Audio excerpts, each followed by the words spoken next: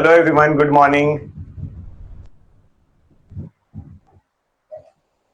चलिए, तो आज हमारी राज व्यवस्था का एक नया टॉपिक स्टार्ट करेंगे हम, जिसमें हम पढ़ने वाले हैं मध्य प्रदेश में पंचायती राज व्यवस्था। क्लियर? मध्य प्रदेश में पंचायती राज व्यवस्था जो लिखा है, ये इतना इंपॉर्टेंट क्यों है या ज्यादा इसको इंपॉर्टेंस क्यों दी जाती है, पेपर में क्वेश्चन क्यों आते हैं, स्पेसिफिकली टॉपिक हमारा क्यों मेंशन किया हुआ है सिलेबस में, इसके तीन चार रीजन है। उसमें से सबसे बड़ा रीजन ये है, एक तो पॉलिटी में कवर होता है, ये बात अपनी जगह है, लेकिन सबसे बड़ा रीजन इसका ये है कि मध्य प्रदेश देश का पहला ऐसा राज्य था जिसने कॉन्स्टिट्यूशन के बेसिस पे मध्य प्रदेश में पंचायती राज सिस्टम को इम्प्लीमेंट किया था, है ना। Madhya Pradesh is the first state to implement panchayati raj system on the basis of constitutional provisions. Clear? देखो होता क्या है, इसकी एक बहुत प्यारी सी, एक अच्छी सी इसकी बैकग्राउंड हिस्ट्री है ना। उसको मैं आपको थोड़ा सा बताता हूँ ताकि आपको क्लियर हो कि हम लोग यहाँ पे इसको इतना ज्यादा इंपॉर्टेंस क्यों देते हैं, ये टॉपिक इतना इंपॉर्टेंट क्यों होता है। अगर आप लोगों ने थोड़ा सा, अगर आप कॉम्पिटिटिव एग्जाम से जुड़े हुए हैं अगर, तो आपने देखा होगा कि 2017 का जो नोटिफिकेशन था पटवारी का, जो 2018 में एग्जाम हुई थी, उस एग्जाम में 100 मार्क्स में से 20 मार्क्स मतलब 5 सेक्शंस बनाए हुए थे, और 5 सेक्शन में से एक आपका ये पंचायती राज सिस्टम के बारे में लिखा था, जो कि बहुत इंपॉर्टेंट, मतलब आप सोचिए कि जो एक पटवारी की एग्जाम देने जा रहा है उसका 20% वेटेज जो है वो इस केवल इस टॉपिक या इस चैप्टर या इस सिलेबस से आता था, तो ये कितना इंपॉर्टेंट होगा। ठीक है, समझते हैं इसको। तो पंचायती राज सिस्टम इंप्लीमेंट करने के मतलब पढ़ाने के पहले या समझाने के पहले मैं आपको दो तीन बातें बता देता हूँ, जो इसकी थोड़ी सी बैकग्राउंड हिस्ट्री होगी। क्या होगी? Background history. ठीक, अगर हम लोग बात करें बहुत पुरानी बात, ठीक है, चलिए मैं इसको लिख ही रहा हूं सीधा, बैकग्राउंड हिस्ट्री। क्या लिख रहा हूं इसकी?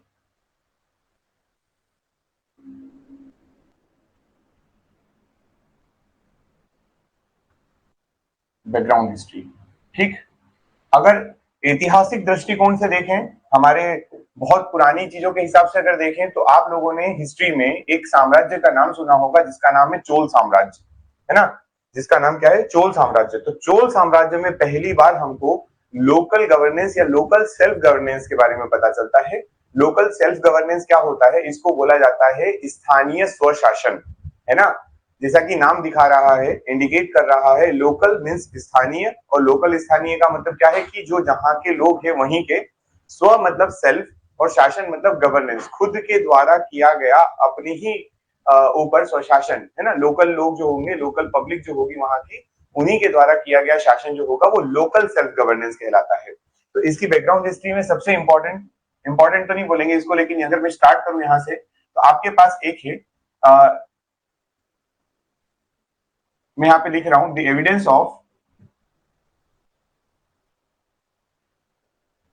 Evidence of local self governance. अब ये वर्ड बहुत बार आने वाला है, लोकल सेल्फ गवर्नेंस, है ना। मैंने आपको मीनिंग बता दिया है, लोकल सेल्फ गवर्नेंस का मीनिंग क्या होता है। लोकल सेल्फ गवर्नेंस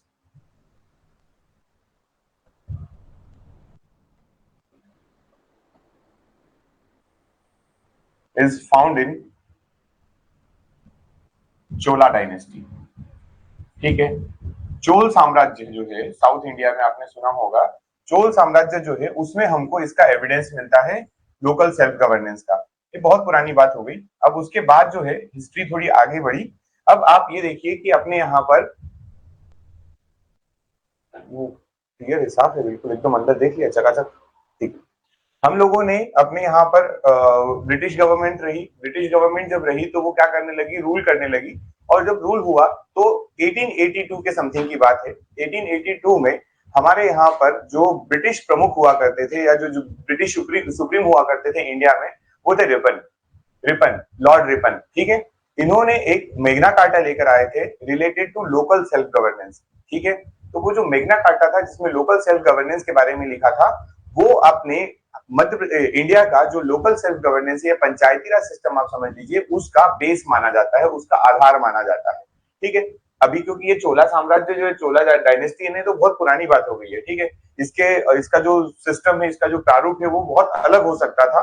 बट जो आज के मॉडर्न डेज में हम बात करते हैं कि हमारे पास जो लोकल सेल्फ गवर्नेंस है वो किसकी तरीके की है, तो आप ये ध्यान रखिएगा कि जो रिपन है, उन्होंने 1882 में ब्रिटिश की तरफ से या ब्रिटिश गवर्नमेंट की तरफ से एक मेग्ना कार्टा इंट्रोड्यूस किया था इंडिया में, जो related to local self governance था, और वही हमारा आधार माना जाता है आज की अपनी लोकल सेल्फ गवर्नेंस का। और क्योंकि इन्होंने ये मैग्ना कार्टा लेकर आए थे, इसलिए father of local self governance जो है वो लॉर्ड रिपन को बोला जाता है। स्थानीय स्वशासन के जनक भारत में कौन है, तो आप कहेंगे लॉर्ड रिपन है। क्लियर यहाँ पे बात। तो सेकंड पॉइंट, इनकी बैकग्राउंड हिस्ट्री में अगर हम देखें तो यहाँ पर क्या हुआ, लॉर्ड रिपन, ठीक है, मन तो नहीं होता लॉर्ड बोलने का, पर ठीक है बोल देते हैं, लॉर्ड रिपन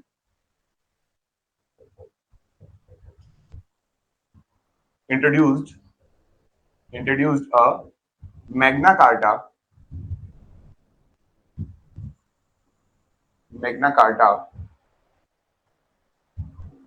या डायरेक्टली लिख देता हूं, Magna carta of local self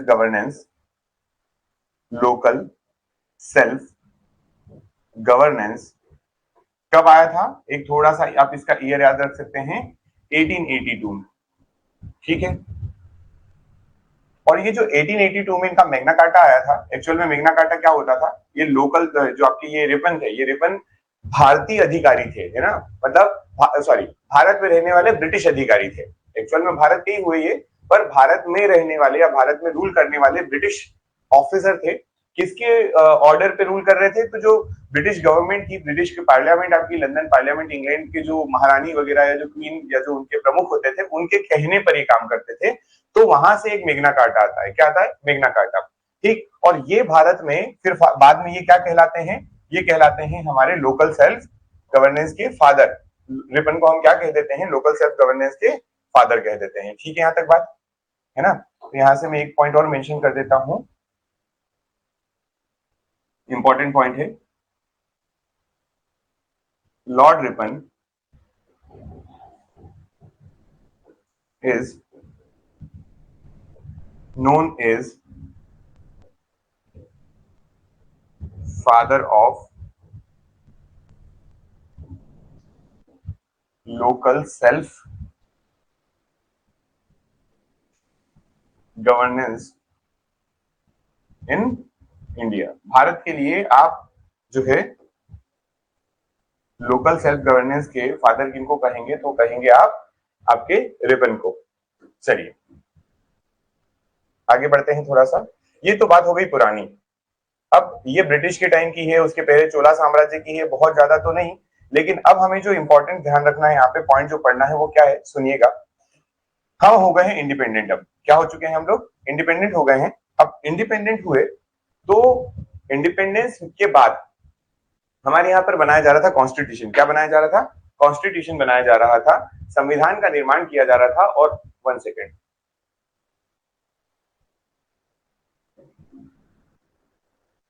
what is Magna carta, शायद मैंने बता दिया, सुना आपने, बताइए, नहीं तो मैं फिर से बता देता हूं। मैग्ना कार्टा का मीनिंग होता है कि कोई भी ऐसा डॉक्यूमेंट, रिटन डॉक्यूमेंट, जो ब्रिटिश गवर्नमेंट ने, ब्रिटिश पार्लियामेंट ने या उनकी जो क्वीन है, इन सब की सहमति से, अप्रूवल से पास किया हो और उसको लेकर आकर आपने इंडिया में इंप्लीमेंट करने की कोशिश की हो। It is a kind of act, या फिर आप इसको चार्टर बोल सकते हैं, ठीक है। आपने आज की डेट में जैसे हम लोग एक्ट्स की बात करते हैं, एक्ट्स, कानून, विधान, लॉ, इनकी बात करते हैं। अंग्रेज जो थे, जो ब्रिटिशर्स थे हमारे यहाँ पे, वो इनको दो तरीके से बोलते थे। जब मैं आपको बता देता हूँ, ये बहुत पुरानी बात है, 1882 की बात है। कब की बात है, 1882, ठीक। तो पहले क्या होता था, पहले क्या होता था कि आपके जो ये ब्रिटिशर्स है ना, ब्रिटिशर्स,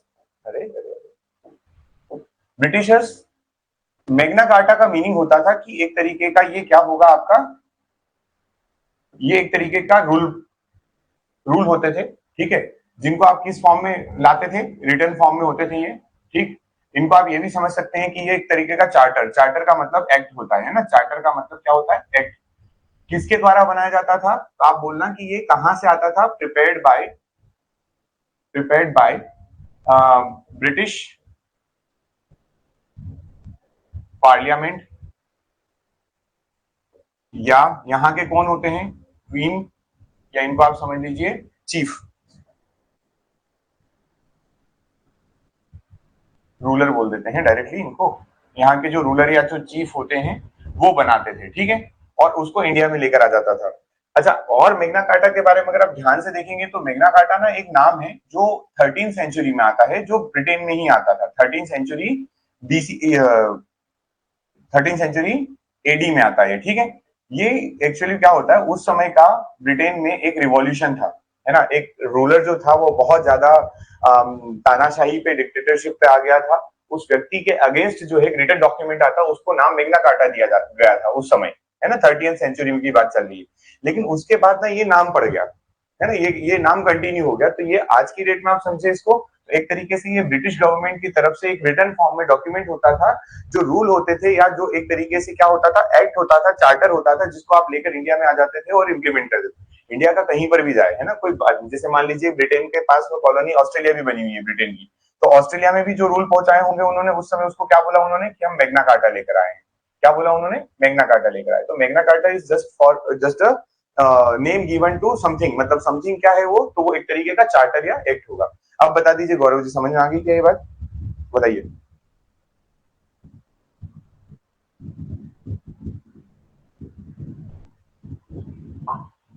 बताइए।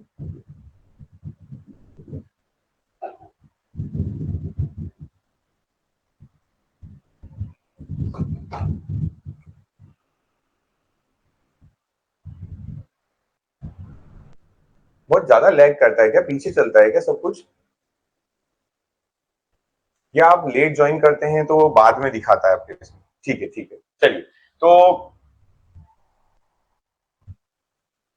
ठीक है, आगे बढ़ते हैं, है ना। ये बैकग्राउंड, छोटी सी बैकग्राउंड की बात हुई है, थोड़ा और आगे अपन पढ़ते हैं इनको। अब हमने क्या बोला, इंडियन कॉन्स्टिट्यूशन पे पहुंच चुके थे हम लोग। इंडियन कॉन्स्टिट्यूशन बन रहा है अब। और कॉन्स्टिट्यूशन जब बन रहा है तो उसके लिए हमने आपको पता है या नहीं पता है, मैं बता देता हूँ, एक कॉन्स्टिट्यूएंट असेंबली बनाई गई थी, संविधान सभा बनाई गई थी। मतलब देश के चुनिंदा, बहुत प्रसिद्ध, बहुत फेमस, बहुत नॉलेज वाले, बहुत जो जिनको ही जो फॉरेन कंट्रीज, फॉरेन वगैरह में जो घूम के आ चुके थे, जिन लोगों को बहुत नॉलेज था, जिनको वर्ल्ड पॉलिटिक्स का पता था, इंडिया की पॉलिटिक्स के बारे में बहुत नॉलेज रखते थे, ऐसे लोगों का ग्रुप हमारे यहाँ पर बना रहा था हमारा इंडियन कॉन्स्टिट्यूशन। जो बड़े बड़े लीडर्स थे एक्चुअल में, जो फ्रीडम फाइटर थे हमारे, है ना, वो हमारा कॉन्स्टिट्यूशन बना रहे थे। अब कॉन्स्टिट्यूशन जब बना रहे थे तो इसमें हमारे महात्मा गांधी इंक्लूड नहीं थे, ठीक है। महात्मा गांधी जी जो है, he was not the part of Indian constituent assembly. हमारी असेंबली के हिस्सा नहीं थे ये व्यक्ति, अपने महात्मा गांधी जी। अब क्या हुआ, गांधी जी को ये बात पता थी कि आप जब इंडिपेंडेंट हो जाओगे तो पूरी गवर्नमेंट आपके पास आ जाएगी। अब ब्रिटिशर्स ने जो भी हमारे साथ किया वो ठीक है, लेकिन अब हमें क्या करना है, इंडिया का डेवलपमेंट करना है। और इंडिया का जब डेवलपमेंट करना है तो मैक्सिमम पब्लिक जो है, या मैक्सिमम पॉपुलेशन जो है इंडिया की, वो रहती है गांव में। कहां पर रहती है? गांव में, विलेज लेवल पे, या उससे भी छोटे स्तर पर। गांव भी किसको कहोगे? जहां पे बहुत सारे लोगों का एक समुदाय एक साथ रह रहा हो, है ना। मतलब एक एक कम्युनिटी जो एक साथ रह रही है वो। पर इंडिया की कंडीशन तो ये थी कि एक घर आपको यहाँ देखने को मिलेगा तो दूसरा उससे आधा किलोमीटर दूर, ऐसे लोग भी रहते थे, ना। तो आप सोचिए कि इन सब लोगों का अगर इंडिविजुअली कोई व्यक्ति रहेगा तो उनका ओवरऑल डेवलपमेंट कैसे होगा। तो गांधी जी ये बात बहुत पहले से जानते थे कि if you want to develop all over India, या सिटीजन ऑफ इंडिया, तो आपको क्या करना पड़ेगा, आपको अपनी गवर्नमेंट ना केवल केंद्र स्तर पर और ना केवल राज्य स्तर पर, मतलब सेंट्रल गवर्नमेंट और स्टेट गवर्नमेंट के अलावा आपको क्या करना पड़ेगा, आपको विलेज लेवल पर भी गवर्नमेंट का फॉर्मेशन या गवर्नमेंट बनाना पड़ेगी। ठीक है, ये किनका मानना था? ये मानना था गांधी जी का। अब गांधी जी का ये मानना था, अपनी जगह बिल्कुल सही था ये बात। अब आप सोच के देखिए, गांधी जी अगर कोई बात बोल रहे हैं इंडिया में 1947 के समथिंग, है ना, जब इंडिया इंडिपेंडेंट हो चुका है या इंडिया का कॉन्स्टिट्यूशन बनने लगा है, आप ही को गांधी जी, उस समय आप भी होते और आपको गांधी जी बात बोल देते ना, तो आपको उनकी बात मानना पड़ती, है ना। तो गांधी जी का ये वैल्यू थी गांधी जी की उस समय। तो गांधी जी ने ये बात बोली तो कॉन्स्टिट्यूएंट असेंबली में उसके ऊपर बहुत डिस्कशन हुआ, बहुत डिस्कशन हुआ। अराउंड 2.5 इयर्स के बाद, 2.5 साल बाद, कॉन्स्टिट्यूएंट असेंबली इस बात पे पहुंची, इस निर्णय पे पहुंची कि मतलब सभी चीजों के प्रोज एंड कॉन्स देखे जाते हैं ना, पॉजिटिव क्या होंगे, नेगेटिव क्या होंगे। तो कॉन्स्टिट्यूएंट असेंबली इस बात पे पहुंची, इस निर्णय पे पहुंची, डिसीजन पे पहुंची कि हम कॉन्स्टिट्यूशनल प्रोविजन नहीं कर सकते कि हर जगह पे गांव लेवल पे आप सरकार बना दें, क्योंकि ये बहुत ज्यादा डिफिकल्ट हो जाएगा।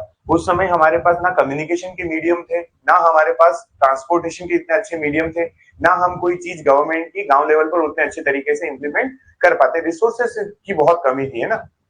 जो भी डिसीजन रहा हो, इंटरनल जो भी मामला रहा हो, उस पर नहीं जाते हैं, बट फाइनली ये गांधी जी की जो बात थी उसको एग्जैक्टली वैसा नहीं माना गया जैसा गांधी जी चाहते थे। गांधी जी चाहते थे कि उनकी ये जो बात है ये कॉन्स्टिट्यूशन में ऐड की जाए, है ना। और कॉन्स्टिट्यूशन में जो लिखा हुआ है, और समझिएगा यहाँ पे मैं आपको एक थोड़ा सा कॉन्स्टिट्यूशन की हिंट कर देता हूँ। कॉन्स्टिट्यूशन में जो लिखा हुआ है वो बात, एक बात आप हमेशा याद रखेंगे कि वो जो कॉन्स्टिट्यूशन में पॉइंट लिखा है वो सभी स्टेट्स को, सारी गवर्नमेंट्स को, चाहे वो केंद्र की हो चाहे वो सारे स्टेट में से किसी की भी हो, चाहे वो हमारे पॉलिटिशियन हो चाहे हम लोग हो, सभी को वो कॉन्स्टिट्यूशन में लिखी हुई बात का पालन करना पड़ेगा, फॉलो करना पड़ेगा। ठीक है। तो कॉन्स्टिट्यूशन के जो प्रोविजंस थे, कॉन्स्टिट्यूशन के जो प्रोविजन थे ना, उसमें कंडीशन ये थी, कॉन्स्टिट्यूशन के प्रोविजन में कंडीशन ये थी कि हम अगर यहाँ लिख देते तो सबको क्या करना पड़ता, इंप्लीमेंट करना पड़ता। अब वो विलेज लेवल पे तो अपन सरकार बना नहीं पा रहे थे, तो हमने क्या किया कि एक हमने ना, हमारे कॉन्स्टिट्यूशन में डिफरेंट पार्ट्स है, क्या है, डिफरेंट पार्ट्स हैं, और उस पार्ट में हमारे पास एक पार्ट है जिसको हम बोलते हैं 4 नंबर का पार्ट है, फोर्थ पार्ट है डीपीएसपी। अगर आपने थोड़ी पॉलिटी पढ़ी होगी तो उसको डीपीएसपी बोला जाता है। ठीक है। डीपीएसपी का मतलब होता है directive principle of state policy, directive principle of state policy. इसका मतलब होता है राज्य के नीति निदेशक तत्व। क्या होता है इसका मतलब, राज्य के नीति निदेशक तत्व। इसका मतलब क्या है, ये पॉइंट कॉन्स्टिट्यूशन में एकमात्र ऐसा पॉइंट है जिसको कॉन्स्टिट्यूशन में लिखा तो गया है, लेकिन राज्य इसको माने या ना माने ये केवल राज्य के ऊपर डिपेंड करेगा। राज्य से मतलब यहाँ पर आपका स्टेट से है ना। कॉन्स्टिट्यूशन में लिख दिया है, लेकिन आपका स्टेट उसको फॉलो कर रहा है या नहीं कर रहा है, ये स्टेट की मर्जी है। तो ऐसा क्यों किया गया, ऐसा इसलिए किया गया था कि देखिए आपका कॉन्स्टिट्यूशन बहुत अच्छा बना हुआ है, कॉन्स्टिट्यूशन में सारी बातें जो लिखी है सारी पॉजिटिव लिखी है, सारी चीजें पॉजिटिव है। पर एडिशनली अगर आपको और ज्यादा अच्छा बनाना हो कॉन्स्टिट्यूशन, या कोई राज्य सरकार, स्टेट गवर्नमेंट अपनी पब्लिक के लिए चाहती है कि वो पब्लिक को और अच्छा कुछ प्रोवाइड करे, तो उसके लिए हमने बनाया था पार्ट नंबर 4। क्या बनाया था, पार्ट नंबर 4 बनाया था, और इसमें कुछ प्रोविजंस हमने कर दिए थे। इसके जो प्रोविजंस थे वो चाहे तो ये स्टेट माने और इंप्लीमेंट कर दे, और अगर उसको नहीं मानना है तो उसके ऊपर कोई बाउंडेशन नहीं होगी। पार्ट नंबर 4 के अलावा जो जो कॉन्स्टिट्यूशन में लिखा है दैट इज बाउंडेड, है ना। वो सारी चीजें क्या है, स्टेट उन सब चीजों को फॉलो करने के लिए, मानने के लिए बाउंडेड होता है। लेकिन पार्ट नंबर 4 में जो लिखा हुआ उसके लिए ऐसा कुछ भी कंपलसरी नहीं था स्टेट के लिए। तो यहां से क्या बात आई कि ये जो पार्ट नंबर 4 है ये पार्ट 36 आर्टिकल से 51 तक जाता है। आर्टिकल कहां से कहां तक जाता है, ये आर्टिकल 36 टू 51 जो प्रोविजन किए हुए हैं वो किसमें है, तो आपके पार्ट नंबर 4 का प्रोविजन है। अब इसमें आर्टिकल नंबर 40 समझिएगा, है ना। आर्टिकल नंबर 40 जो है, ये आर्टिकल 40 बात करता है अबाउट ग्राम न्यायालय, सॉरी ग्राम पंचायत। क्या लिखा हुआ है इसमें, आर्टिकल 40 में लिखा हुआ है ग्राम पंचायत। गांधी जी इतने महान नेता, इतने बड़े नेता, और एक कोई बात बोल रहे हैं और कॉन्स्टिट्यूएंट असेंबली उसको बात ना माने, ऐसा हो नहीं सकता था। तो क्योंकि वो हो सकता है कि लॉजिकली या प्रैक्टिकली पॉसिबल ना हो कि गांव में सरकार बनाई जा सके, बट फिर भी हमारे यहाँ के जो लोग हैं कॉन्स्टिट्यूएंट असेंबली बना रहे थे, उन्होंने आर्टिकल 40 में एक बात मेंशन कर दी कि हमारे यहाँ पर जो है क्या बनाई जाएगी, ग्राम पंचायत का गठन किया जाएगा, ग्राम पंचायत कॉन्स्टिट्यूट की जाएगी। अब ये बात जो ग्राम पंचायत बनाने की थी ये किस में लिखी हुई थी, article 40। Article 40 comes under part number 4, और part number 4 is all about the DPSP, है ना। इसमें क्या लिखा हुआ है, directive principle of state policy. अब यहाँ पे ये कंडीशन हुई कि बहुत सारे राज्यों ने ये बात नहीं मानी, है ना, ये बात मानी ही नहीं गई। तो अपने यहाँ इंडियन कॉन्स्टिट्यूशन में इसका मैं प्रोविजन लिख देता हूं फिर से। अब अपने पास थर्ड, देखिए ये 2 हो गए, तीसरा इसकी बैकग्राउंड हिस्ट्री में हम लिखने वाले हैं। क्या है इसकी बैकग्राउंड हिस्ट्री, आप यहां से कहेंगे कि article 40 of Indian constitution, article 40, और इसका मैं यहाँ पर पार्ट भी लिख देता हूं, पार्ट 4। इसमें क्या प्रोविजन किया हुआ है, तो इसमें लिखा हुआ है ग्राम पंचायत, ग्राम पंचायत, ग्राम पंचायत। ठीक है, ग्राम पंचायत के बारे में लिखा। हो गई बात, राज्यों ने ये बात नहीं मानी, ठीक है, कॉन्स्टिट्यूशन बन गया, इंप्लीमेंट हो गया, स्टेट्स इनको देख रहे थे लेकिन कोई बात नहीं मान रहा था, कोई अपने यहाँ पे ये इंप्लीमेंट नहीं कर रहा था। अब क्या होता है, अब क्योंकि गांधी जी का विजन जो है ना बहुत अच्छा था, गांधी जी जो बात सोच रहे थे वो बात बिल्कुल फैक्ट थी, वो होने वाला था, ऐसा ही होने वाला था। गांव का विकास तभी पॉसिबल था, विलेज लेवल पर डेवलपमेंट तभी पॉसिबल था जब आपकी सरकार की नीतियां, जो पॉलिसीज बनाई जा रही हैं, जो गवर्नमेंट की स्कीम्स हैं, उनको इम्प्लीमेंट करने के लिए विलेज लेवल तक कोई ना कोई उनका रिप्रेजेंटेटिव या उनका उत्तराधिकारी होना चाहिए। आ रही है बात समझ में? कि अगर आपने सेंट्रल गवर्नमेंट ने क्या बना दी, एक कोई पॉलिसी बना दी, एक कोई स्कीम लॉन्च कर दी, गांव के लोगों को कैसे पता चलेगा कि इस स्कीम में क्या बातें लिखी हुई है? गांव के लोगों को कैसे पता चलेगा कि इसमें क्या क्या प्रोविजन है, क्या क्या बेनिफिट्स हमें मिल रहे हैं? ये तो कुछ पता नहीं चलेगा।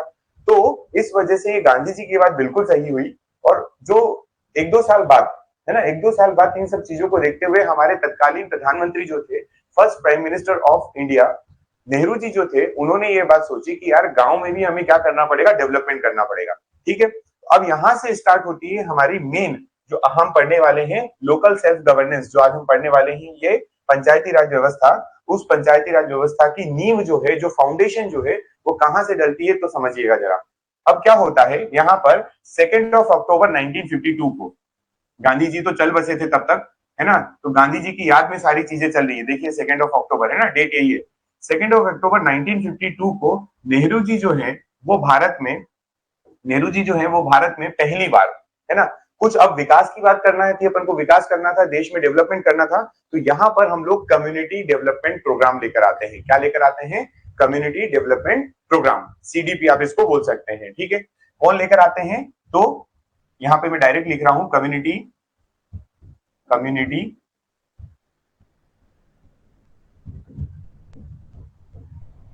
Development programme. इंपॉर्टेंट है, पेपर में क्वेश्चन पूछा जा चुका है प्रीवियस ईयर में, सिविल सर्विसेज में इसको पूछा है। इसको बोलते हैं सामुदायिक विकास कार्यक्रम। क्या बोलते हैं इसको?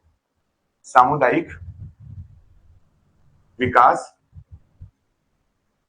कार्यक्रम। ठीक, दूसरा तरीका, क्योंकि देखिए कॉन्स्टिट्यूशन में नहीं लिखा तो आप डायरेक्टली, है ना, सभी जगह सभी स्टेट को फोर्स नहीं कर सकते कि ग्राम पंचायत बनाइए या अपने यहाँ पे लोकल गवर्नमेंट बनाइए। तो नेहरू जी ने क्या क्या स्टार्ट किया, क्या इंप्लीमेंट करवाया? सीडीपी, कम्युनिटी डेवलपमेंट प्रोग्राम, है ना। मैं यहाँ पे लिख रहा हूं, launched by Nehru ji.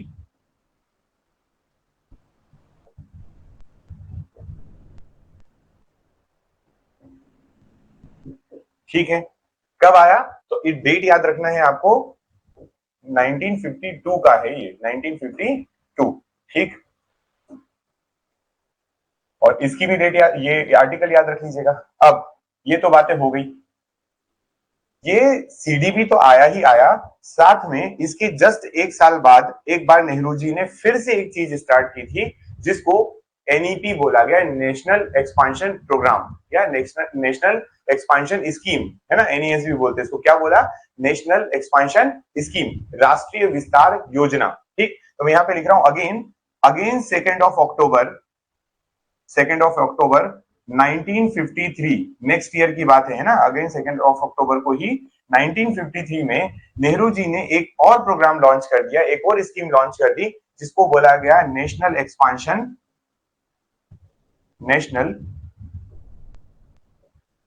Expansion scheme. ठीक है, और इसको बोलते हैं राष्ट्रीय विस्तार योजना। इसको क्या कहते हैं? राष्ट्रीय विस्तार योजना। क्लियर? और ये राष्ट्रीय विस्तार योजना जो आई, है ना, ये भी किसने लॉन्च की थी? तो ये भी आप बोलेंगे बाय नेहरू जी। ठीक है, अब ये दोनों प्रोग्राम चलाए गए, सीडीपी और एनईएस आप इसको बोल सकते हैं। दोनों प्रोग्राम का जो रिजल्ट आया वो आपके फेवर में नहीं आया। आपने जो एक्सपेक्टेशंस के साथ इनको लॉन्च किया था वो ये फुलफिल नहीं कर पाई। ठीक है, अब क्या होता है, ये दोनों जो प्रोग्राम हुए, इंप्लीमेंट हुए, लेकिन इनका रिजल्ट हमारे फेवर में नहीं था। मतलब इनको हम दोनों प्रोग्राम को फेल मान सकते थे। ओवरऑल जो इनका रिजल्ट था या जो आउटपुट हमें मिला वो फेल की तरह मिला। ठीक, अब हमें क्या करना था? अब हमने ये जो कभी क्या होता है ना, सरकार जब कोई योजना वगैरह लाती है और अगर बहुत जैसा पैसा इन्वेस्ट हुआ होगा, तो पैसा इन्वेस्ट हुआ और वो यूजफुल नहीं रही, तो फिर उसके पीछे क्या करेंगे? उसके पीछे कोई ना कोई क्या बनाते हैं हम लोग, कमेटी का गठन करते हैं कि भाई साहब आप इनको एक काम करिए, रीड करिए और इसमें क्या कमी रह गई वो तो बताइए, ताकि दोबारा कभी ऐसा कुछ काम हो तो हम उसको कर सकें, मतलब सही तरीके से कर सकें। तो सीडीपी जो हुआ, ये जो जब फेल हुआ, तो इसके बाद एक यहाँ पर क्या बनाई जाती है, हमारे इंडिया में बनाई जाती है कमेटी जिसका नाम होता है B.R. मेहता कमेटी। क्या बनती है? B.R. Mehta committee, Balwant Rai Mehta committee इन 1957। ठीक है, इनके रिजल्ट्स देखे हमने, लेकिन रिजल्ट्स में हमें कुछ मिला नहीं। तो 1957 में हमने एक कमेटी फॉर्म की, कमेटी का गठन किया, समिति का गठन किया, जिसके अध्यक्ष या जिसके प्रेसिडेंट बनाया हमने B.R. मेहता जी को। B.R. मेहता जी की जो कमेटी है वो जनरली याद रखना, जब कमेटी बनाई जाती है तो जिस व्यक्ति को जो प्रेसिडेंट बनाया था उसी के नाम से वो कमेटी जानी जाती है ना। ठीक, तो B.R. मेहता जी को इन कमेटी, ये जो स्कीम्स वगैरह आई थी, जो प्रोग्राम आए थे, इनके बारे में रीड करने को बोला गया और सजेशंस मांगे गवर्नमेंट ने। तो अब हम यहाँ से देखते हैं कब की बात कर रहे हैं, तो हम बात कर रहे हैं 1957 की। 5 यहाँ से अपन देखते हैं, अब अपने पास है 6 1957। 1957 में क्या हुआ, एक कमेटी बनाई गई, वो कमेटी बनाई गई B.R. मेहता कमेटी। कौन सी कमेटी थी? B.R. मेहता कमेटी। ठीक है, B.R. मेहता जी का नाम याद रख लेना है। ठीक है, B.R. मेहता कमेटी बनाई गई, ये बलवंत राय मेहता है। क्या है इनका नाम? बलवंत राय मेहता। ठीक है, अब कमेटी बनाई गई, कमेटी को बोला गया आप क्या करिए, ये जो दोनों प्रोग्राम है इनकी स्टडी करिए और हमें सजेशन दीजिए। बलवंत राय मेहता जी जो थे, इन्होंने अपना सजेशन दिया। क्या दिया इन्होंने? सजेशन सरकार को दिया। और सजेशन जब दिया तो उस सजेशन में क्या बातें लिखी थी वो देखिएगा। सजेशन में पहले तो इन्होंने कुछ बताया होगा कि आपका ये जो आपने प्रोग्राम जो लॉन्च किया था ये क्यों फेल हो गया वगैरह। और उन्होंने साथ में सजेशन में बोला कि इंडिया में आपको क्या करना पड़ेगा, you have to implement the panchayati raj system in 3 tiers. ठीक है, समझाता हूं अभी इसका क्या मतलब था। तो इन्होंने बोला, इन्होंने सजेशन क्या किया, प्रोविजन ऑफ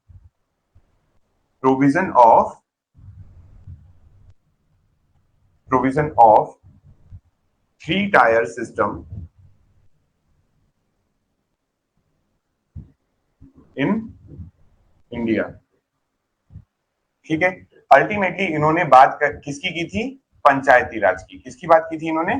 पंचायती राज की बात की थी। इन्होंने बोला एक काम करो, ये जो आपका प्रोग्राम है ना, ये तो फेल हो गया, मैं समझ रहा हूं। अब एक काम करिए, आप 3 टायर सिस्टम पर, कितने पर? 3 टायर सिस्टम पर आप अपने देश में क्या लागू कर दीजिए? पंचायती राज व्यवस्था लागू कर दीजिए। What is 3 tyre? 3 टायर का मतलब होता था कि देखिए, आपके पास एक सरकार कहाँ है? केंद्र में है। आपके पास एक सरकार सेंटर में है और एक आपके पास गवर्नमेंट है, आपके पास आपकी स्टेट में।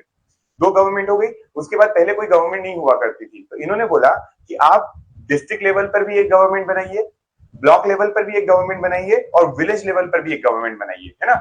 एक्चुअल में ब्लॉक को मंडल बोला जाता था। ठीक है, इन्होंने बोला 3 टायर सिस्टम बनाओ। क्या बनाओ? 3 टायर सिस्टम। और 3 टायर सिस्टम में ये 3 चीजें बोल रहे थे। ये बोल रहे थे कि ग्राम मतलब गांव लेवल पर, है ना। इन्होंने क्या बोला, वो 3 टायर में बोला इन्होंने, एक ग्राम लेवल, ठीक है, दूसरा इन्होंने बोला एट ब्लॉक लेवल, और तीसरा इन्होंने बोला आप बनाइए उसको एट डिस्ट्रिक्ट लेवल। ठीक है, डिस्ट्रिक्ट लेवल। ये 3 स्तर पर, इन 3 स्तरों पर आपको क्या बनानी थी? आपके यहां पर देश में पंचायती राज व्यवस्था लागू करने को कहा। ठीक है, अब इनने तो बोल दिया, अंकल ने तो, अंकल बोल के इनको जितना बोला गया था इन्होंने काम किया और उसके बाद इनका काम हो गया पूरा। तो ठीक है, इनकी जो सिफारिशें थी वो सरकार ने, ये बोल सकते हैं आपकी, सुनी अनसुनी कर दी, है ना। ये बात नहीं सुनी गई, इनने जो बोली थी ये बात सुनी नहीं गई।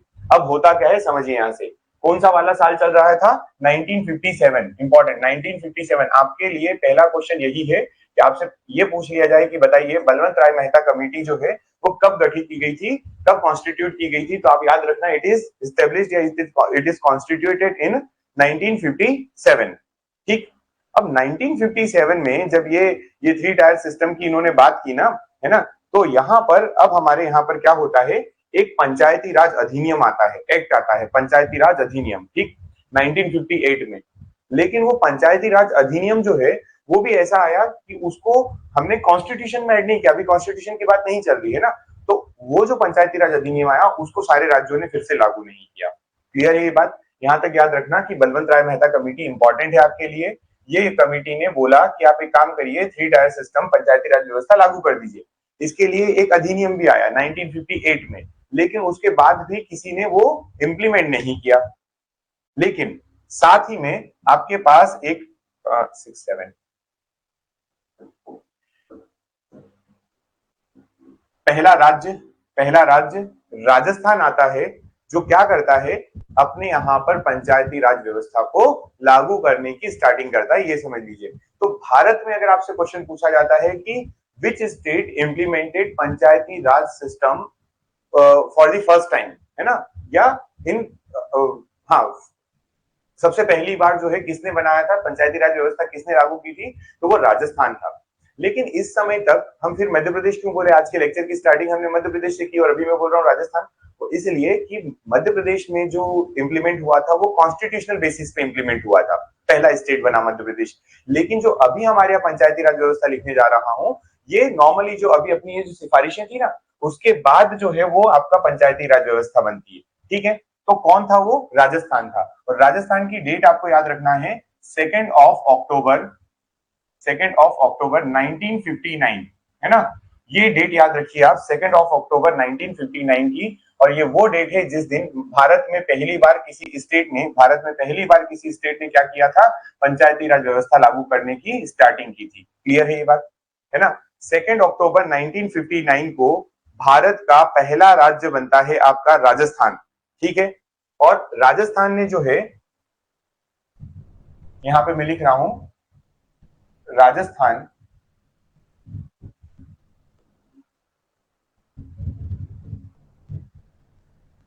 इंप्लीमेंटेड पंचायती राज सिस्टम, पंचायती राज सिस्टम इन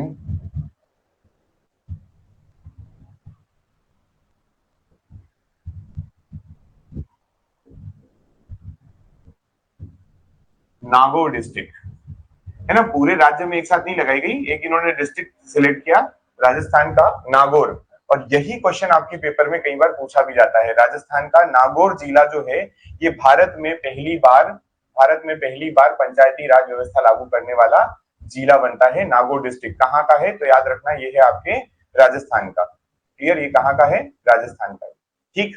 अच्छा, पहली बार तो कर दिया राजस्थान ने, लेकिन इसके पीछे एक और अपना डिस्ट्रिक्ट स्टेट आता है, और वो है आंध्र प्रदेश। उसने 10th ऑफ अक्टूबर 1959 को भारत में एक और राज्य जिसका नाम है आंध्र प्रदेश, है ना, आंध्र प्रदेश ने भी क्या कर दिया था, आंध्र प्रदेश ने भी अपने यहां पर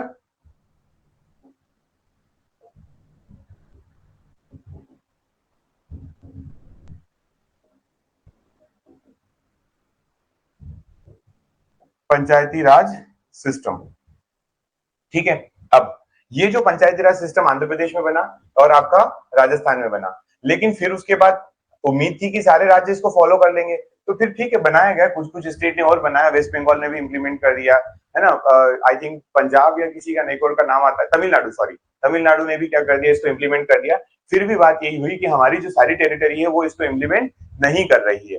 तो ठीक है, बलवंत राय मेहता के बारे में आप इतना याद रखिएगा, इनकी कि इन्होंने क्या क्या बोला था। लेकिन मैं आपको यहाँ पे एक पॉइंट बताता हूँ, है ना, वो बहुत इंपॉर्टेंट पॉइंट है जो जनरली आपको नहीं बताया जाएगा, मैं बताता हूँ। देखिए, अगर आपके पेपर में क्वेश्चन आता है कि बताइए पंचायती राज व्यवस्था के लिए, for the Panchayati raj system, the first committee which was constituted is, है ना, या first committee which was constituted, और फिर लिखा हुआ नीचे 4 ऑप्शन, जिसमें आपके पास ऑप्शन है आपके B R Mehta committee, Ashok Mehta committee, L M Singhvi committee, Thungon committee, ऐसे 4 ऑप्शन दे दिए गए हैं। तो याद रखना, Balwant Rai Mehta committee was not the committee which was constituted for panchayati raj system, it was constituted for the giving for the observation, for the analysis of failure of these programs, है ना। ये प्रोग्राम फेल हो गए थे, इस वजह से बनाई गई थी, ना कि इस वजह से बनाई गई कि पंचायती राज व्यवस्था लेकर आओ। क्लियर है। तो मैं यहाँ पर एक पॉइंट लिखने वाला हूं, this was not the first committee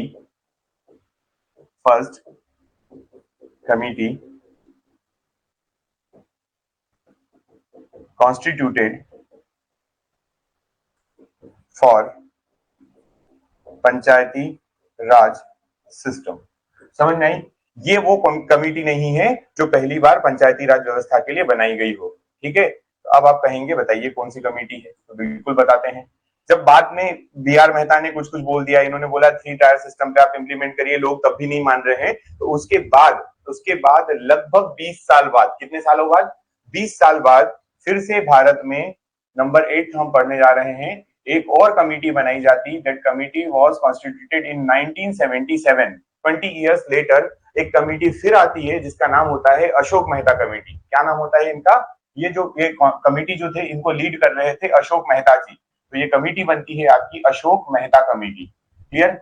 और ये कमेटी जो थी अशोक मेहता कमेटी, ये डेडिकेटेड थी for the suggestion of towards या suggestion for the panchayati raj system in India, है ना? क्या करना था? पंचायती राज व्यवस्था इंप्लीमेंट करने के लिए भारत में अब जो कमेटी बनाई गई थी वो अशोक मेहता कमेटी थी। तो मैं यहां से फिर से आपको ये पॉइंट लिख देता हूं, this was the first committee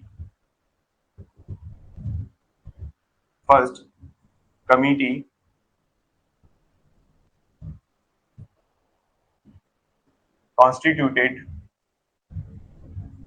for Panchayati raj system in India.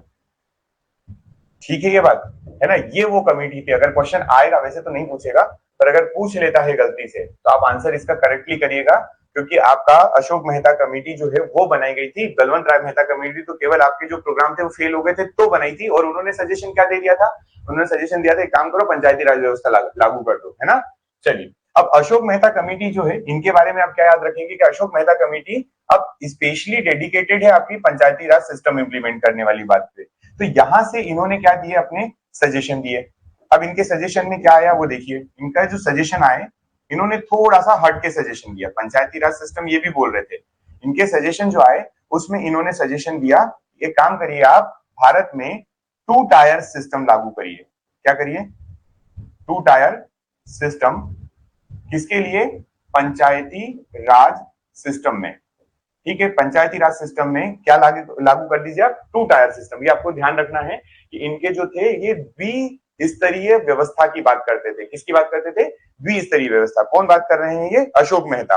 ठीक है, और इन्होंने क्या बोला कि आप एक काम करिए, एक बनाइए मंडल, एक बनाइए मंडल परिषद, काउंसिल जिसको बोलते हैं ना, मंडल काउंसिल, और दूसरे को बोला इन्होंने जिला परिषद। मंडल परिषद और दूसरा इन्होंने बोला जिला परिषद, जिसको आप बोल सकते हैं डिस्ट्रिक्ट काउंसिल। ठीक है, ये 2 टायर सिस्टम, 2 टायर थे इनके, जो इन्होंने समझाए थे कि आप एक काम करिए, ये बनाइए।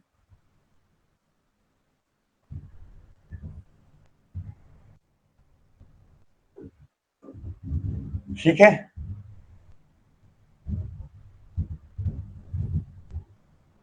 आ गई यहां तक बात समझ में?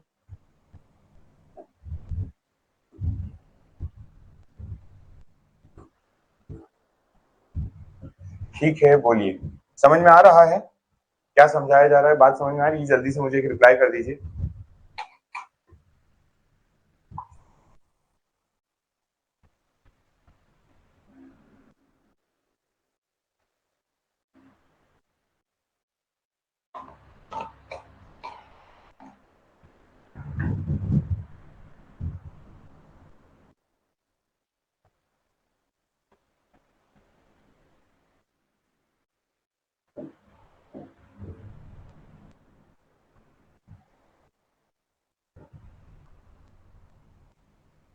पीयूष जी हैं, मनीराम जी हैं, गौरव खरे जी हैं। गौरव जी, आपसे भी मेरी बात नहीं हुई है, पीयूष जी आपसे भी मेरी बात नहीं है। आप दोनों को, आपको मेरा नंबर पता ही होगा, आप मुझे व्हाट्सएप पे एक रिप्लाई करिएगा, मतलब रिप्लाई से मतलब मुझे एक मैसेज कर दीजिएगा। ठीक है, भले कॉल पे बात ना हो, हम लोग व्हाट्सएप पे थोड़ी सी चैट कर लेते हैं, बात कर लेते हैं। ठीक है, चलिए आगे बढ़ते हैं। अब इसके बाद 1977 अशोक मेहता कमेटी के बारे में ये बात ध्यान रख लेना, 2 टायर सिस्टम की बात की हुई है यहाँ पर। मंडल मीन्स जनपद, हाँ उसी लेवल पे, जनपद लेवल पर। मंडल मतलब जो आपका जो जनपद लेवल होता है ना, उस लेवल पर इन्होंने परिषद बनाने, जनपद लेवल और जिला लेवल। इन्होंने बोला गांव में नहीं बनाना है। देखिए, पहले जो इन्होंने बोला था अंकल ने अपने बलवंत राय मेहता जी ने ग्राम लेवल बोला ना, ये जो ग्राम लेवल या विलेज लेवल जिसको कहते हैं, इसको छोड़ दीजिए। इन्होंने बोला ये ब्लॉक और डिस्ट्रिक्ट रखिए, है ये बोला था इन्होंने। ठीक, तो ब्लॉक को इन्होंने, ये एक्चुअल में क्या है कि मैंने ऐसा क्यों लिखा, क्योंकि इन्होंने जो सजेस्ट किया ना वही नाम दिए थे। आज की डेट में आप बोलते हो ग्राम पंचायत है, जिला पंचायत है, जनपद पंचायत है, नगर पालिका, नगर निगम है ना, नगर पंचायत, ये बात बोलते हो ना, तो ये तो हमने स्पेसिफिक नाम दिए हैं। ठीक, अलग स्टेट में इनके नाम भी अलग हो सकते हैं, पर जब अशोक मेहता कमेटी आई तो उन्होंने ये दो दो टायर जो बोले ना, उन टायर के नाम सजेस्ट किए थे। उन्होंने बोला था मंडल परिषद बनाइए और जिला परिषद बनाइए। लेवल ये ब्लॉक लेवल था, ये जिला या डिस्ट्रिक्ट लेवल। ठीक है, चलिए आगे बढ़ते हैं। अब इनके बाद 1977 इनकी इतनी बातें हो गई, उसके बाद अगली जो कमेटी ध्यान रखना है आपको, वो कमेटी है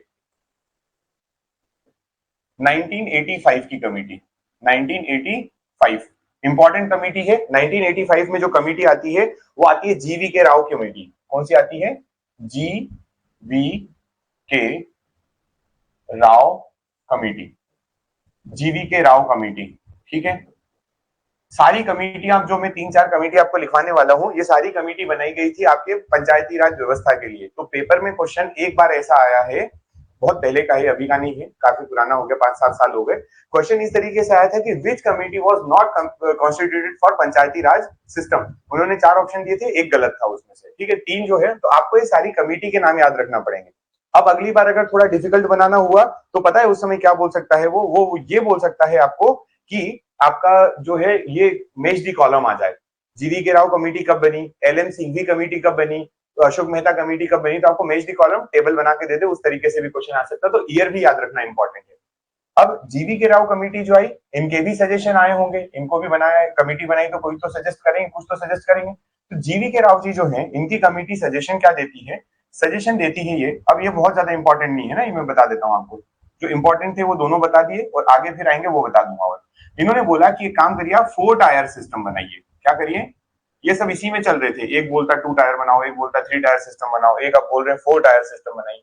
कोई बड़ी बात नहीं, इन्होंने राज्य परिषद, जिला परिषद, जनपद परिषद, मंडल परिषद और ग्राम लेवल पे सभी परिषद बनाने को बोल दी इन्होंने, काउंसिल। तो कोई बड़ी बात नहीं, जीवी के राव जी को इतना ही याद रखेंगे आप, ठीक। अच्छा, इनके बाद जो आते हैं वो थोड़े इंपॉर्टेंट है, वो आपके हैं 1986 के।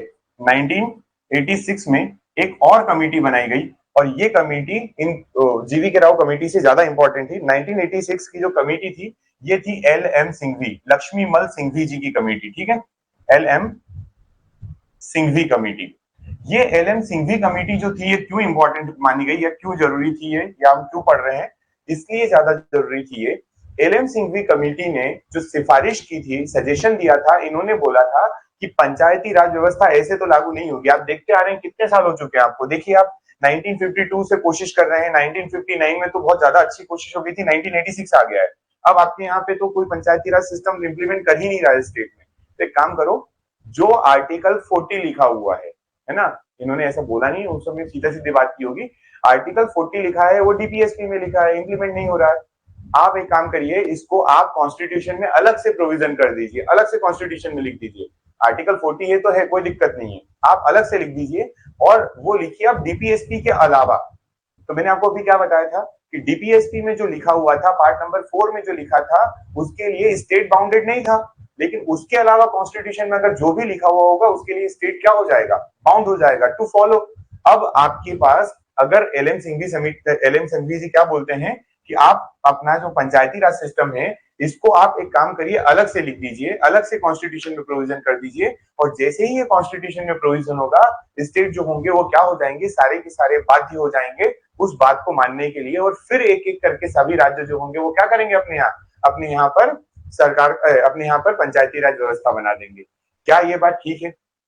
आ गई समझ में? तो ये जो आपके एल.एम. सिंघवी जी हैं, ये ज्यादा इंपॉर्टेंट, इनकी कमेटी ज्यादा इंपॉर्टेंट यहाँ पे होगी, क्योंकि इनके सजेशन को बाद में अपन किस तरीके से देखते हैं कि इन्होंने जो सजेशन दिया था, वो सजेशन में इन्होंने बोला था कि, इन्होंने क्या बोला था, कॉन्स्टिट्यूशनल प्रोविजन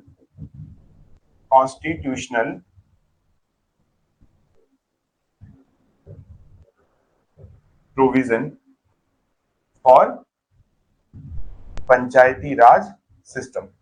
ठीक है क्या ये बात है ना? इनका सजेशन में क्या आया कि आप कॉन्स्टिट्यूशनल प्रोविजन कर दीजिए पंचायती राज व्यवस्था के लिए, पहली बात। फिर इसके बाद इनकी एक और चीज जो इंपॉर्टेंट होती है, जो हमें मानना थी, या इन्होंने जो बोली थी वो क्या बात थी, इन्होंने कहा था कि आपका जो पंचायत, ये आप पंचायती राज व्यवस्था लाएंगे, इस पंचायती राज व्यवस्था का कुछ कार्यकाल भी होना चाहिए, टेन्योर भी होना चाहिए। तो इन्होंने एल.एम. सिंघवी जी ने सजेस्ट किया था कि टेन्योर ऑफ पंचायत या पंचायती राज समस्या में ये जो व्यवस्था जो आप बनाने वाले हैं, पंचायत कितना होना चाहिए पंचायत का, तो इन्होंने कहा था कि ये 5 इयर्स होना चाहिए। अच्छा, ये जो 5 ईयर की बात है ना, ये केवल अकेले अंकल बोलने वाले नहीं है, ये एल.एम. सिंघवी जी, ये लगभग जितनी कमेटी आ रही थी वो सब ये बात बोल रही थी कि 5 साल कार्यकाल होना चाहिए, 5 वर्ष का कार्यकाल होना चाहिए। लेकिन हम यहाँ क्यों पढ़ रहे हैं, इन्हीं के इनमें क्यों लिखा, क्योंकि एल.एम. सिंघवी अंकल की जो बात है वो मानकर हम आगे बढ़े थे और हमने अपना कॉन्स्टिट्यूशन में इसको लिख दिया था। क्लियर? इसलिए इनको यहाँ पर पढ़ना जरूरी हो जाता है इनके नाम से, है ना। इनकी बोली हुई बात मानी गई है तो हम इनको पढ़ते हैं अलग से। क्लियर? ठीक, यहां तक। चलिए, इसके बाद अब और क्या आगे होता है तो मैं एक दो और बता देता हूं। आपके पास 11th नंबर हो गया, अगला देखते हैं अपन 12th नंबर पे। 11th नंबर पे आपने 1986 की कमेटी बता दी है, कौन सी है आपके पास, 1986 की एल.एम. सिंघवी कमेटी। अब मैं एक कमेटी और बता देता हूं आपको एल.एम. सिंघवी के बाद 1988 में 1988 में एक कमेटी और बनती है, और एक कमेटी जो होती है इसका नाम होता है थंगुन कमेटी। क्या नाम होता है इसका? थंगुन। याद रखना है, थंगुन कमेटी है। प्रोविजन याद रखने की जरूरत नहीं है, सजेशन वगैरह कुछ याद रखने की जरूरत नहीं है। और अगला यहाँ पर एक कमेटी और याद रख सकते हैं आप चाहें तो, 1988 की ही है ना, जिसका नाम है गॉडगिल।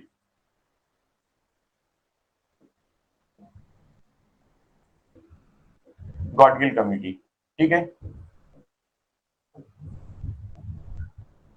ये दो और याद रख लीजिएगा, ठीक। ये इसलिए कि अगर आपसे पूछ ले कि क्या बनाई गई थी इनके लिए, तो आप याद रख पाए कि हाँ बनाई गई थंगुन समिति। इतनी कमिटीज के नाम आपको याद रखना है, ठीक। चलिए, अब देखिए अब क्या हुआ। ये तो सजेशन की बात हो गई कि सजेशन देना है ना। तो सजेशन आ जाते हैं, तो अब अपने पास सरकार का काम क्या है कि अगर उसको इंप्लीमेंट करना है तो उन सब चीजों का क्या करें, एक ड्राफ्ट तैयार करें। इनके जो सजेशंस थे उसका ड्राफ्ट तैयार किया गया। ड्राफ्ट तैयार करने के बाद हमारी सरकार जो है वो इसको अपनी कहां पर लेकर आती है, लोकसभा में लेकर आती है, ठीक है। लोकसभा में जब लेकर आएगी तो यहाँ पर समझना क्या होता है कि 1986 के आसपास हमारे यहाँ पर जो सरकार थी वो किनकी थी, वो हमारे पास है, हमारे पास सरकार थी राजीव गांधी जी की। किसकी थी? राजीव गांधी की। अब राजीव गांधी जी की सरकार लेकर आई इसको, तो क्या होता है ना, कानून कैसे बनता है, कानून बनता है लोकसभा में आए, राज्यसभा से भी पारित, लोकसभा से भी पारित हो, राज्यसभा से भी पारित हो, देन उसको प्रेसिडेंट के पास भेजा जाए और प्रेसिडेंट उसको क्या दे दे, अप्रूवल दे दे, तो हम उसको बोल देते हैं कि हमारा ये क्या हो जाएगा, पूरी तरीके से लागू हो गया। राजीव गांधी जी की सरकार में ये आता है क्योंकि 1986 के आसपास ये सारी चीजें कहां पहुंच चुकी थी, सरकार अब इसको इंप्लीमेंट करने की तैयारी में थी। तो होता ये है कि सरकार लेकर आती है, लेकिन 1989 में राजीव गांधी जी की क्या हो जाती है, डेथ हो जाती है, मतलब इनकी हत्या कर, असैसिनेशन हो जाता है। अब जब इनकी डेथ हो जाती है तो ये क्या होता है, सरकार गिर गई है ना। जब सरकार गिरी तो हमारे यहाँ पे ये प्रोविजन है कि अगर कोई सरकार लेकर आती है, कोई आपका क्या, कोई एक्ट वगैरह लेकर आती है जो अभी रनिंग में है, जो पास नहीं हुआ है, तो उस समय फिर हमको ये देखना होता है कि आपका वो जो एक्ट है ना, वो अगली सरकार फिर शुरुआत से, स्क्रैप से शुरू करेगी। ऐसा होता है अपने यहाँ, समझिए। जैसे मान लीजिए, अभी दिल पे मत लेना कोई भी, मान लेते हैं कि अपनी जो बीजेपी की सरकार चल रही होगी, है ना, और ये कोई एक्ट लेकर आई, उसको लोकसभा में लेकर आई, लोकसभा से पास हो गया मान लीजिए, चलिए राज्यसभा में पहुंचा। राज्यसभा में पहुंचते समय जब इस पे वोटिंग चल रही थी वगैरह वगैरह, और इस सरकार गिर गई किसी कारणवश, आइदर प्रधानमंत्री की डेथ हो जाती है, हाँ प्रधानमंत्री की बात याद रखना, प्रधानमंत्री की अगर डेथ हो जाएगी तो सरकार गिर जाएगी, प्रधानमंत्री की डेथ होने पर सरकार गिर जाएगी, ये बात ध्यान रखना, है ना, ठीक। तो छोड़ो इनको सबको, मान लीजिए किसी दूसरे कारण में सरकार गिर गई, तो ऐसा नहीं होगा कि दूसरी वाली जो सरकार आएगी वो इसको कंटिन्यू करेगी। अगर दूसरी वाली सरकार को यही प्रोविजन वर्ड टू वर्ड भी लेकर आना है तो फिर से वापस इसको क्या करना पड़ेगा, एक हाउस से पास करवाना पड़ेगा, देन उसको सेकंड हाउस से पास करवाना पड़ेगा, देन वो प्रेसिडेंट के पास आएगा। तो ये प्रोसेस स्टार्टिंग से स्टार्ट होती है फिर से, है ना। तो राजीव गांधी जी की जो सरकार थी उनने क्या किया, एक ये एक्ट लेकर आए, पंचायती राज व्यवस्था के लिए एक्ट लेकर आए, लेकिन उनकी सरकार मतलब उनकी डेथ हो जाने की वजह से ये आगे बात नहीं बढ़ सकी। अब राजीव गांधी जी की जब डेथ हो गई तो राजीव गांधी जी के बाद बने वीपी सिंह अपने यहाँ के पीएम। कौन बनते हैं? वीपी सिंह जी बनते हैं। अब वीपी सिंह जी जो हैं इनकी सरकार भी ज्यादा नहीं चली, 1989-90 के आसपास इनकी सरकार भी क्या हो जाती है, गिर जाती है। अब क्या हुआ, ये एक्ट को लेकर चल रहे थे, लेकिन इनकी सरकार भी गिरने की वजह से ये इंप्लीमेंट नहीं हो पाया। तो फिर क्या होगा, फिर हमारे पास आते हैं एक अपने राव जी ना, चंद्रशेखर राव जी शायद, ठीक। चंद्रशेखर जी अपने क्या बनते हैं, अगले पीएम बनते हैं। और ये चंद्रशेखर जी जो पीएम बनते हैं तो इन्होंने क्या किया, फिर से एक एक्ट लेकर आए, लोकसभा राज्यसभा वाला चल रहा था, लेकिन इनकी सरकार भी गिर गई। तो वो 1989-1991 के पास का जो पीरियड था इंडिया की हिस्ट्री में या इंडिया की पॉलिटी में या इंडिया की जो ये पॉलिटिक्स चल रही थी उसमें बहुत ज्यादा उथल पुथल हो रही थी, ठीक है। तो इस ड्यूरेशन में एक एक साल में अपने पास दो दो तीन तीन मतलब एक साल के अंदर एक प्रधानमंत्री, फिर अगला प्रधानमंत्री, फिर अगला प्रधानमंत्री, कुछ इस तरीके से सिस्टम चला। और फाइनली 1991 में एक सरकार बनती है, जो सरकार बनती है हमारी नरसिम्हा राव की सरकार। किनकी सरकार बनती है? नरसिम्हा राव जी की, ठीक है। तो नरसिम्हा राव जी की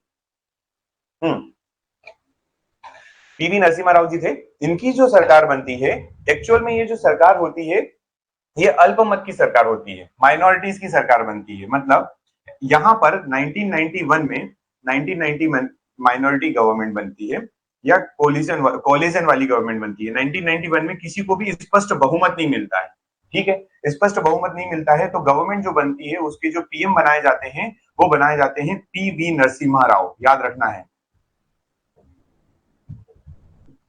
पीवी नरसिम्हा राव जो है वो क्या बनते हैं, हमारे पीएम बनते हैं। अब पीवी नरसिम्हा राव की सरकार अल्पमत की सरकार है, इसको बोलते हैं अल्पमत, पूरा इनको बहुमत नहीं है, है ना, अल्पमत की सरकार। तो ये सरकार जो है ये चलती तो है, इन्होंने क्या किया, इन्होंने भी ये एक्ट लेकर आए, मतलब ड्राफ्ट लेकर आए, और ये ड्राफ्ट फाइनली हमारे लोकसभा और राज्यसभा दोनों से पास कर दिए गए, और दोनों से पास होने के बाद प्रेसिडेंट के पास पहुंचा दिए गए और प्रेसिडेंट ने उन पर सिग्नेचर कर दिए। तो ये हमारे भारत में क्या बन गया, पंचायती राज व्यवस्था का कॉन्स्टिट्यूशनल प्रोविजन हो गया, संविधान में संशोधन कर दिया। अब यहां से बहुत इंपॉर्टेंट पॉइंट आता है कि अगर संविधान में संशोधन किया है तो वो कौन से नंबर के संशोधन थे जिससे भारत में पंचायती राज व्यवस्था लागू हुई है। तो आप याद रखना कि ये 73rd और 74th 73वें नंबर का और 74वें नंबर का संविधान संशोधन था, 73rd कॉन्स्टिट्यूशनल अमेंडमेंट एक्ट और 74th कॉन्स्टिट्यूशनल अमेंडमेंट एक्ट। दो क्यों आए, बात तो अभी एक ही चल रही थी, तो दो इसलिए आए कि एक जो हमको सरकार बनानी थी वो बनानी थी बिल्कुल विलेज लेवल पर, बिल्कुल गांव लेवल पर, बिल्कुल छोटे स्तर पर, और दूसरी जो सरकार बनानी थी वो हमको बनानी थी जो रूरल एरिया, अर्बन एरिया जो होते हैं। एक बनानी थी हमको ग्रामीण स्तर पर, एक बनानी थी हमको नगरीय स्तर पर। ग्रामीण स्तर वाली सरकार जो थी उसको रूरल वाली बोलेंगे अपन, और जो नगरीय थी उसको अपन अर्बन वाली बोलते हैं। हमने थ्री टायर सिस्टम की जो बात की थी उसमें हमने एक रूरल की बनाई और एक किसकी बनाई, अर्बन की बनाई, ठीक है ये बात। इसलिए आपके पास एक 73rd कॉन्स्टिट्यूशन अमेंडमेंट एक्ट आता है तो एक 74th कॉन्स्टिट्यूशनल अमेंडमेंट एक्ट आता है। अब इस 73rd और 74th को मैं आपको समझा रहा हूँ, ये जितनी बातें यहाँ पर लिख रहा हूँ आपको पूरी याद होना चाहिए। क्लियर है एक बात? चलिए, बहुत इंपॉर्टेंट है, देखिएगा।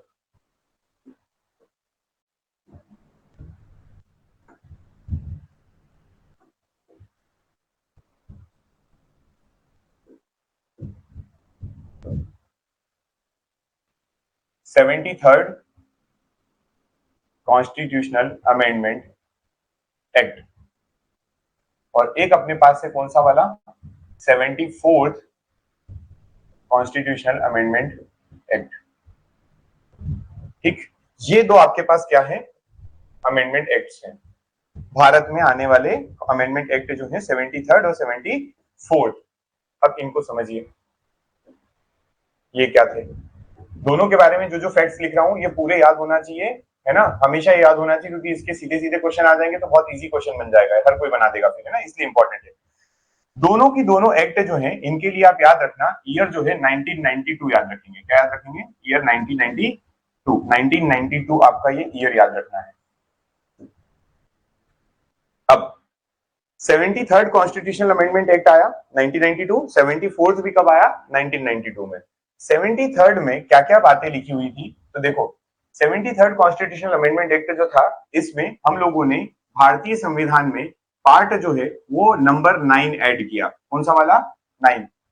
एक्चुअल में क्या हुआ था, ओरिजिनल इंडियन कॉन्स्टिट्यूशन में नंबर 9 था, लेकिन बाद में उसको डिलीट कर दिया गया था। ठीक, तो वो खाली रखा हुआ था हमारे पास, और जब ब्लैंक था तो उसमें हमने क्या किया, हमारे यहाँ पर इंडियन कॉन्स्टिट्यूशन में पार्ट नंबर 9 ऐड किया। किसके लिए? 73rd कॉन्स्टिट्यूशनल अमेंडमेंट के लिए। और फिर हमने 74 में क्या ऐड किया, तो इसमें हमने बनाया पार्ट नंबर 9A। यहां पर क्या बनाया हमने? Part 9A। पार्ट 9 का जो नाम था, पार्ट 9 जो था, इसका जो नाम था वो क्या था? तो इसका नाम था पंचायत। इसका नाम क्या था? पंचायत। ठीक, यहां पे पंचायत की बात की गई। और यहां पर किसकी बात की गई? तो यहां पर बात की गई म्युनिसिपैलिटी की।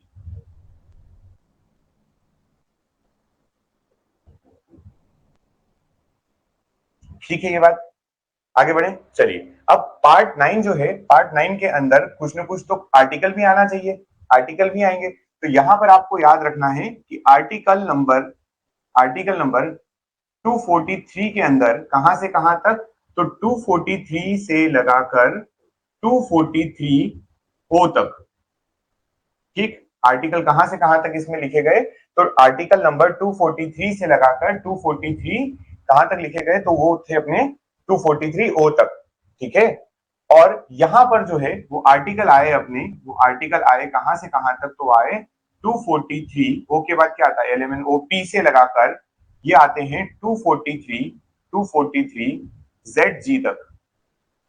ठीक, कहां तक आया? जेड जी, जेड जी लिखा है ना, ये जेड और ये जी। ठीक, आगे बढ़े चलिए। अब ये जो आर्टिकल थे, तो अगर आप यहां पर देखेंगे, इसमें आर्टिकल देखेंगे टोटल, तो टोटल 16 आर्टिकल्स थे इसके अंदर। कितने आर्टिकल्स थे? 16 आर्टिकल्स। इंपॉर्टेंट है ये बात, है ना, इसमें 16 आर्टिकल्स थे। और यहां पर देखेंगे तो यहां पर आपको मिलने वाले हैं 18 आर्टिकल्स। कितने मिलेंगे यहां पर? 18 आर्टिकल्स, है ना, काउंट कर सकते हैं। ओ तक 15 होगा, एबीसीडी से चलेंगे तो ओ तक 15, और एक खुद अपने आप में 243 जो है वो भी। ठीक, उसके बाद जो है अपने पास जो हमने पार्ट नंबर 9 ऐड किया था, इसमें हमने कितने विषय या कितने सब्जेक्ट दिए हैं। ये किसको दिया था अपन ने? पंचायत को दिया था। तो पंचायत के पास टोटल, आप याद रखना बहुत इंपॉर्टेंट है ये, 29 सब्जेक्ट्स थे। 29 सब्जेक्ट्स। अब ये क्या था सब्जेक्ट्स वगैरह, ये सुन लीजिए।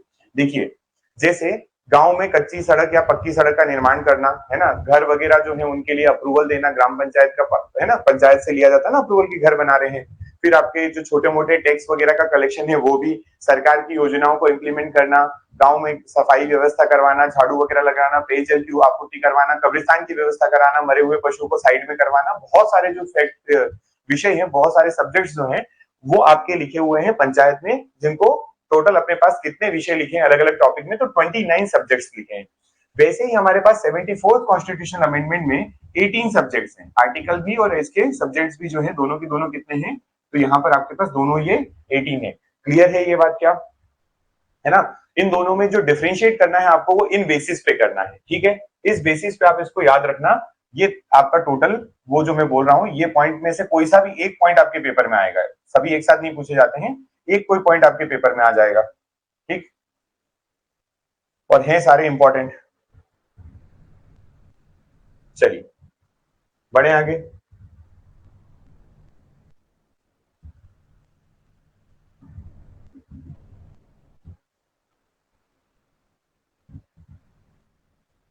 ये आपके पॉइंट्स हैं जो आपको याद रखना है।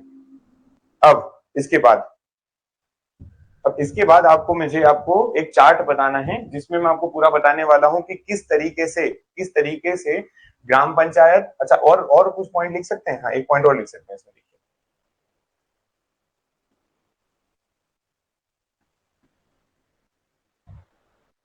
एक पॉइंट और मेंशन कर सकते हैं अपन यहाँ पर।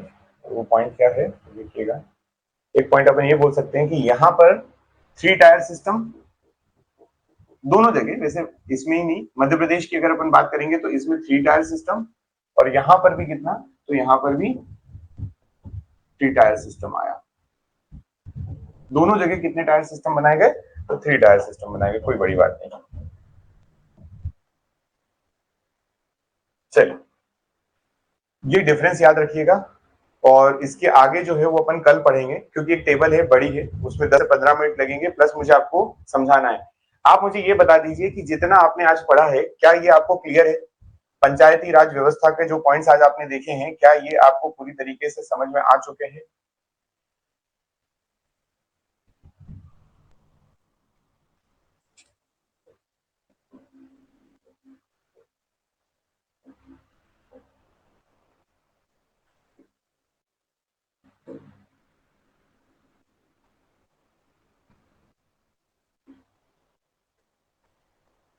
चलिए, ठीक है, तो इसको अपन कल कंटिन्यू करते हैं आगे का, है ना?